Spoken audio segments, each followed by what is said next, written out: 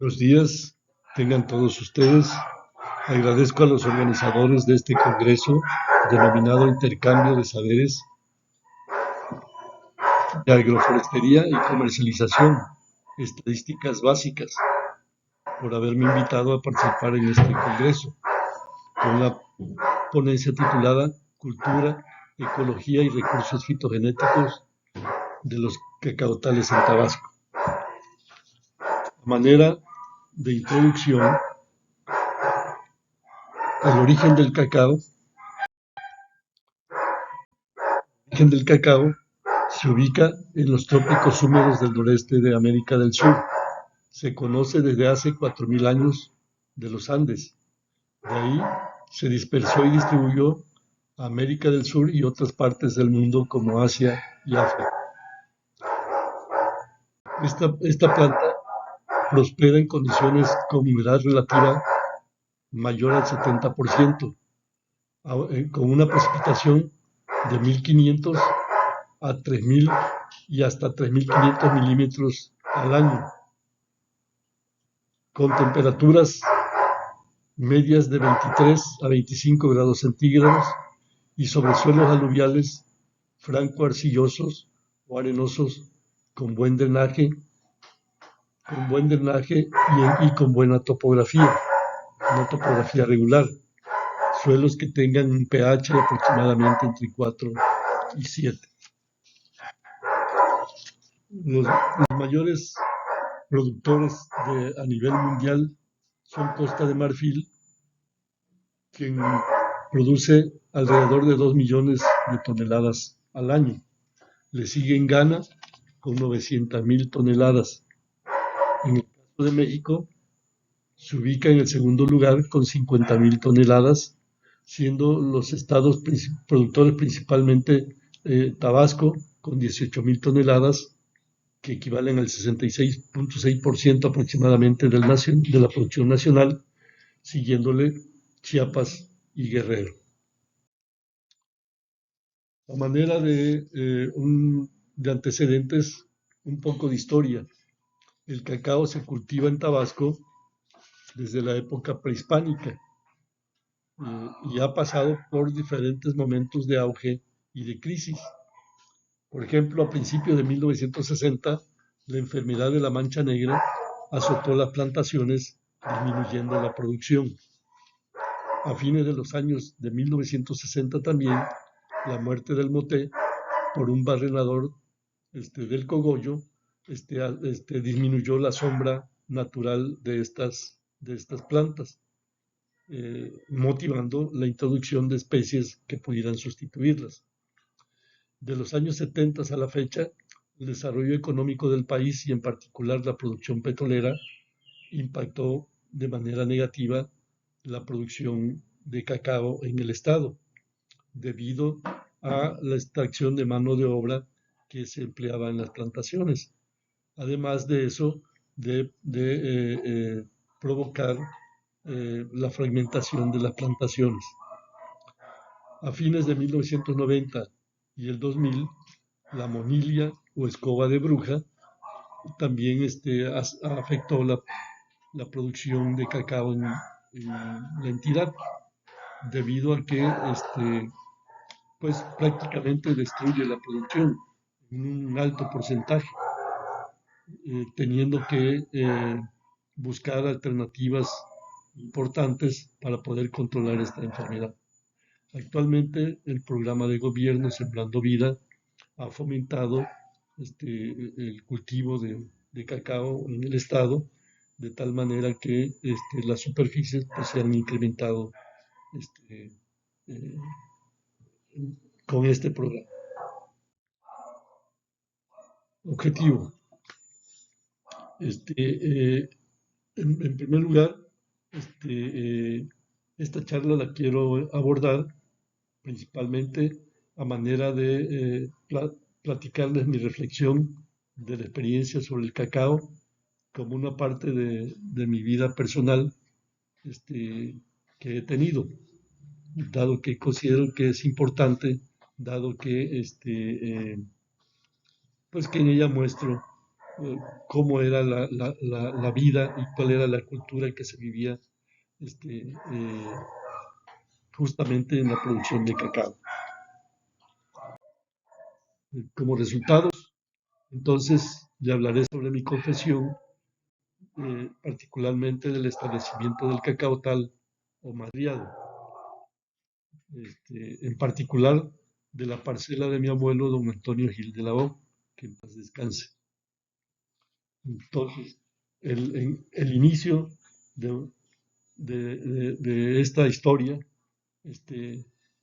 empieza con una parcela de 20 hectáreas de montaña o selva comprada con los ahorros de media vida de trabajo en el ingenio de Nueva Zelanda, en Cárdenas, donde trabajó en el establecimiento de las plantaciones, particularmente seleccionando las variedades de caña para sembrar en las tierras del ingenio.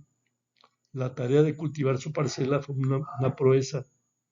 Poco a poco, con la ayuda de los hijos mayores, fue tirando la montaña para sembrar en un primer momento maíz y frijol como la base del sustento de la familia.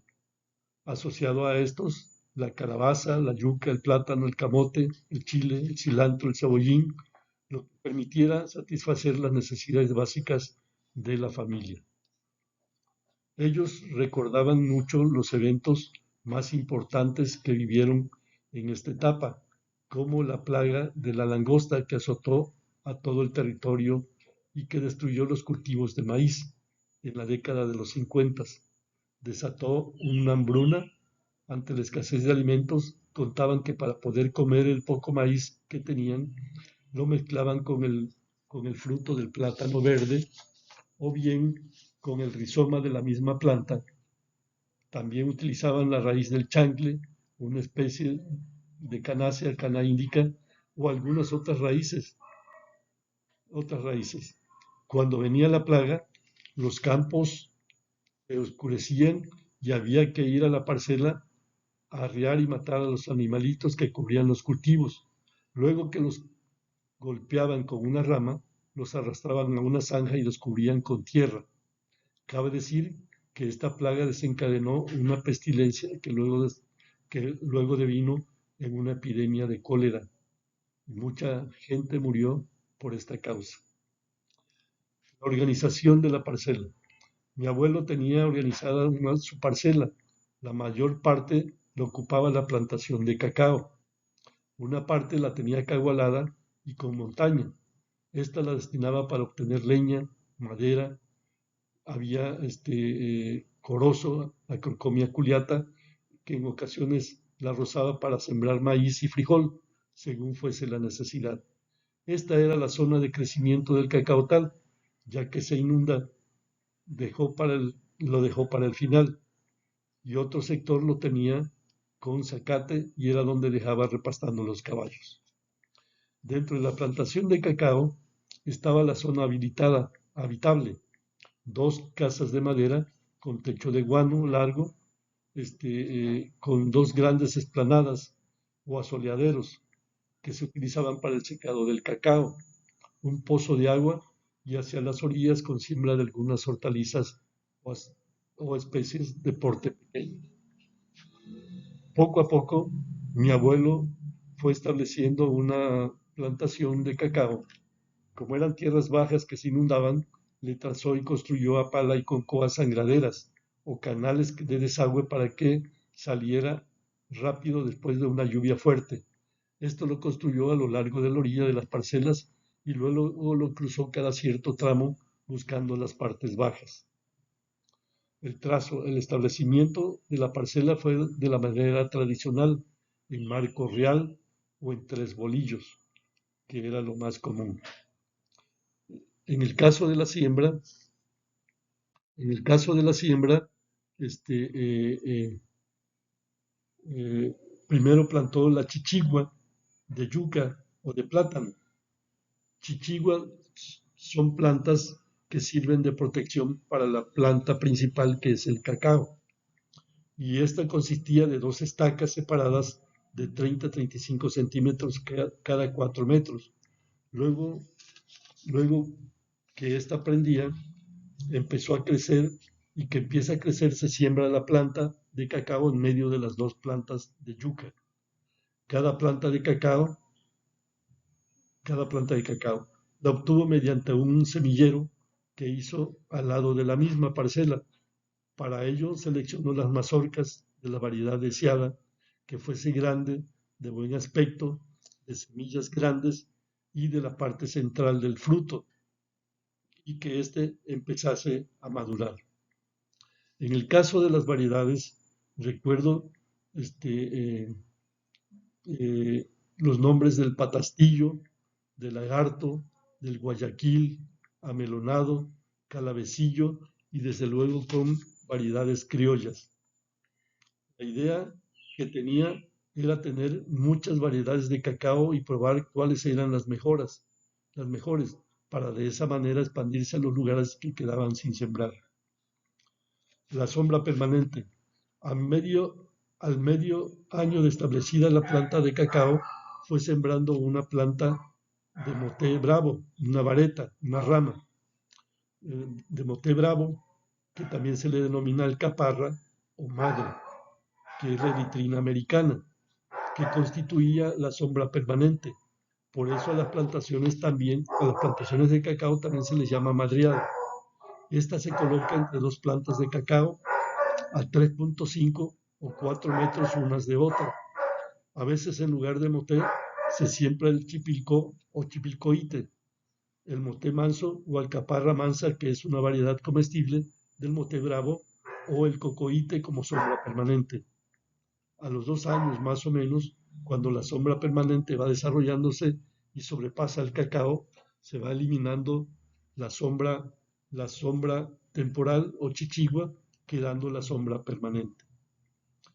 Así, a los 3 años o 4 años, cuando la sombra permanente se extiende mucho y cubre excesivamente al cacao, se le hace un raleo. Esto es, se va eliminando una planta y se deja otra de manera alternada y así sucesivamente. Y esta es la distribución horizontal o topología con que va a quedar la plantación finalmente. La siembra de frutales y maderables. Esta es una actividad muy importante.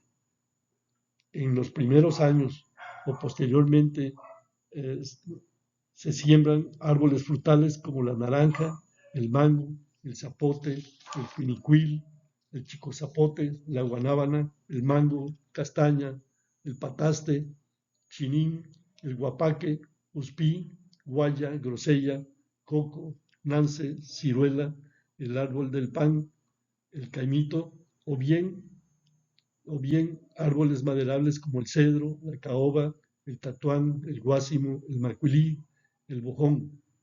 Algunas palmas como el guano largo, el guano redondo o la palma real, que germinan de manera natural, se dejan y se cuidan por la utilidad que tienen en la construcción de la vivienda rural.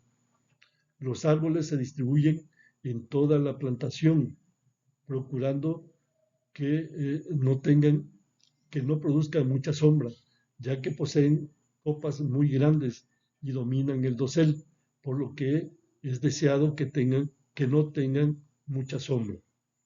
En algunos árboles se les siembran en la base plantas como enredaderas que les permitan treparse, tales como el chayote, la jurita, el jujo, el ñame, la papa voladora, el melocotón, la pitaya. En el sotobosque del cacautal se siembran o cuidan los macollos de hojas de tos, que es Calathea lutea, y cercano a la casa o bodega se sembraban plantas como el momo, la chaya, el chipilín, el chile, la papaya, el cebollín, cilantro, tomate, y también una papaya silvestre que era muy apreciada para elaborar dulces. Habían pocas plantas ornamentales, de las que recuerdo están la astronómica, la Astraemia indica y el margaritón Montanoa sp. Y hay que decir que de algunas plantas habían variedades apreciadas, como por ejemplo del mango. El más codiciado era la manga manila. Luego venían el mango plátano, el mango rosa, el mango criollo, el mango piña, mango niño, y al final el mango jobo, que por su olor era desagradable a muchos. De los cítricos, la naranja cajera era preferida, el limón real para hacer dulces, la naranja lima, naranja Washington, naranja agria, Grey, limón dulce y limón agrio. De plátanos había machos, plátano macho, guineo, ruatán, guineo dátil, plátano morado, guineo manzano, plátano cuadrado, plátano dominico, entre otros. De los chayotes había la jurita, un fruto pequeñito con cáscara suave, sin fibra.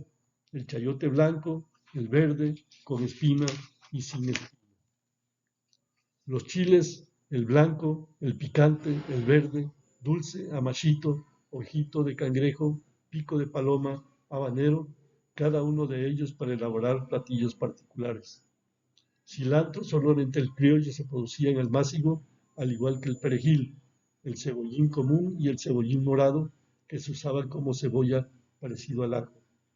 La cosecha de cacao para un ideal de la cultura. En esta parte quiero platicarles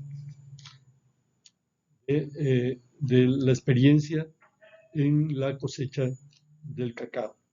Tengo guardada en la memoria la vivencia de niño cuando acompañábamos a mi abuelo a la cosecha de cacao. Él decía, vamos a quebrar cacao mañana, y era una decisión tomada, era una orden. A los 5 años era un acontecimiento especial para mí, que empezaba el día anterior porque había que acostarse temprano y madrugar, estar desayunado a las 4 o 5 de la mañana a más tardar. Antes de esa hora ya estaba tocando la puerta de la cocina de mi abuela. Ellas ya estaban echando la tortilla de maíz a mano en el fuego de leña. Los frijoles ya hervían en el sartén, guisados con chile verde y dulce, eh, eh, cebollín o cebolla, preparando el desayuno y moliendo el pozol para llevar a la parcela. Después de comer frijoles con tortilla calientes y un pocillo de café, estábamos listos para emprender la caminata de 8 kilómetros, que era el camino del Bajío que llevaba al Cacaotal. Era un camino de terracería que en época de lluvia lleno de lodo y de pozos y de pozas de agua y arroyuelos que lo cruzaban. Mi abuelo adelante montado en su caballo, llevando los bastimentos, y atrás 5 o 6 hijos, y yo conformábamos el grupo de trabajo. En el Cacaotal nos esperaban a veces otros familiares o trabajadores. La cosecha, la quiebra del cacao era un evento muy especial que había que ponerle mucho empeño. En el ranchito, mi abuelo tenía una casa de jaguate, madera y techo de guano que funcionaba como bodega. Ahí se guardaban las cuchillas o lucos para cortar las mazorcas, las mantas para secar las semillas, las toallas, especie de cayuco de caoba o de caracolillo, donde se fermentaba el grano, los rastrillos para moverlos durante su secado, la ropa de trabajo, cubetas y pequeños bancos de madera que servían a manera de sillas durante la quiebra, los canastos para depositar las semillas eh, eh, antes, antes de quebrar la mazorca y sacar el grano.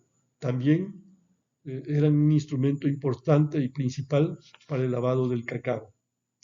Después de tomar los implementos para la quiebra, marchábamos a los montones de mazorcas de cacao que se habían apilado durante el corte unos días atrás. Bien, se disponían 2 o 3 canastos grandes alrededor del montón y el quebrador. Una persona experimentada, seleccionada por mi abuelo por su destreza en el quebrado, esto es, que lo hiciera rápido y fuerte de un solo golpe en la parte media de la mazorca, sin cortar los granos, sin herirse, y empezaba a llenar los canastos de manera alternativa. 3 o 4 personas nos dedicábamos a sacar los granos de las mazorcas y tirar la cáscara a un lado, formando un montón. Para sacar las almendras lo hacíamos directamente con los dedos. En algunos casos usábamos una especie de paleta hecha de madera. Esta la usábamos para las mazorcas que estaban duras porque no estaban maduras, o las que estaban duras porque les había caído alguna enfermedad como la mancha negra y las habían dejado muy duras, impenetrables. Pero sobre todo las usábamos cuando ya las uñas de los dedos se nos habían herido, pues al meter las manos topaban con la pared del fruto y se nos metían las astillas en los dedos, de tal manera que era muy doloroso. A veces, cuando esto ocurría, nos poníamos una bolsa en los dedos para que no doliera mucho y porque nos gustaba mucho el usar el sacador que costaba mucho trabajo. El quebrador tenía que ser muy ágil para mantener a todos ocupados sacando cacao. Para hacerlo utilizaban un machete al que se le había cortado la punta casi hasta la mitad. De esta manera se seleccionaba fácilmente la mazorca y el golpe se centraba hacia la punta y era sólido sin cortar todo el fruto y la punta no molestaba. A la par íbamos sacando el grano y cuando queríamos chupábamos en los frutos y comíamos el corazón, la, o sea, la placenta. También íbamos sacando los corazones que eran más jugosos y los colocábamos en una hoja de tos para llevárselo a mi abuela para que elaborase un dulce de corazón de cacao muy apreciado por todos nosotros. Después de quebrar o llenar 2 canastos, cada grupo alrededor de 8 o 9 de la mañana, mi abuelo paraba la labor y mandaba a uno de nosotros a buscar agua limpia de las sangraderas para batir el pozol. A otros los mandaba a sacar las caguas del desayuno y los colocaba en el suelo sobre una cama de hojas de plátano o de cacao. Así quedaban a nuestra vista una enorme porción de bisteces guisados con tomate y cebolla, chile dulce y picante y cilantro, todo ello colocado sobre una cama de frijoles fritos, secos, cubiertos con plátano frito y tapados con muchas tortillas de maíz hechas a mano. También colocaban chiles a machito recién cortado. A la orden de mi abuelo iniciábamos un desayuno que nos sabía a gloria, ya que además de estar cansados y hambrientos, la comida era deliciosa. La hoja de tos le confería un sabor peculiar e inolvidable a los frijoles y a los bisteces. Esta maravilla era gracias a mi abuelita y sus hijas mayores que lo elaboraban. Luego de ese gran desayuno continuábamos la quiebra de cacao hasta terminar los montones. No podía quedar nada, representaba la cosecha del año, la culminación del trabajo, y en ello iban todas las esperanzas de mi abuelo y de la familia. Una vez lleno el canasto, se subía a una carretilla y se transportaba a la bodega y se colocaba en las tollas, de las cuales habían 3 de unos 5 metros de largo, de unos 60 centímetros de ancho y de unos 80 centímetros de alto. Durante un día se llenaban 2 y a veces 3 y hasta 4 tollas, y al final nos mandaba mi abuelo a meternos en ellas y patear bien el cacao para desprender el mucílago. Previamente habíamos hecho como pocitos entre los granos y estos se llenaban del jugo de cacao y lo sacábamos y con él hacíamos agua de cacao, agregando agua y azúcar y le llamábamos cacahuada. En otras ocasiones mi abuelo nos encargaba el jugo y lo envasábamos en una botella y él lo utilizaba para hacer un licor fermentado que le denominaba licor de cacao. Al final de la jornada, antes de regresar, mi abuelo mandaba a sus hijos por el caballo, a otros mandaba a cortar frutos según la temporada eh, que hubiera, como el mango, aguacate, chinín, caimito, jugo, chico zapote, zapote, o algún otro producto como chayotes, camote, macal, yuca, ñame, calabaza. Nunca faltaba llevar plátanos y guineos, así como hoja de tos. Este era el papel para envolver y materia prima para los desayunos diarios, por lo que nunca regresábamos con las manos vacías, siempre con carga para la casa. De regreso, todo el cargamento, en parte en el caballo, parte en nuestro hombro, lo depositábamos en un cuarto especial en la casa de mi abuelo y prácticamente se lo entregábamos a mi abuela, que era la que disponía el destino de estos productos. A nosotros nos quedaba todavía ir a zacatear, cortar una carga de zacate para el caballo. Ya en la noche nos esperaba un chocolate caliente bebida de pinol de maíz, con chocolate sin azúcar, a veces con frijoles aguados y una tortillita frita, ya, caliente, perdón, o a veces acompañado con un pote de café. Para mi abuelo, una bebida especial, una bebida llamada polla, que consistía en hervir leche entera de vaca, ponerle chocolate, azúcar, vainilla, un huevo y una copita de alcohol de caña, y esto batido con el molinillo en el batidor hasta que se hiciera espuma. Como tenía alcohol, era especial para mi abuelo, pero a nosotros nos dejaba un sorbo. A nosotros nos parecía sencillamente una delicia, una exquisitez. Al día siguiente, a los 2 días, a los 2 días de la cosecha, se llevaba el cacao poco a poco en los canastos, se lavaba, perdón, el cacao en los canastos para quitarle toda la baba mucílago fermentado y se colocaba en mantas de yute sobre el patio que era en grande y rectangular y con los rastrillos se extendía para que le diera el sol y se secara. Había que estar pendiente para estar moviendo a cada rato el grano para un secado uniforme. Después de 4 o 5 días de buen sol, el cacao ya estaba seco y se destinaba un día para escogerlo. Esto es sacar de todo el grano vano o que estuviera manchado o partido. A este producto le llamábamos pachita y se empleaba para hacer chocolate casero para consumo de la familia o para la venta como un producto doméstico, sea en polvillo o en tablilla. Ya seleccionado el cacao, se envasaba en costales de yute de 50 kilogramos para llevarlo a vender a la cooperativa de los productores. Normalmente se hacía a lomo de caballo y con ello concluía la cosecha. Pero el trabajo seguía. Era una tarea para mi abuela la maduración y venta de las frutas y elaboración de productos con lo llevado de la parcela. Pero esa es otra historia que luego les contaré.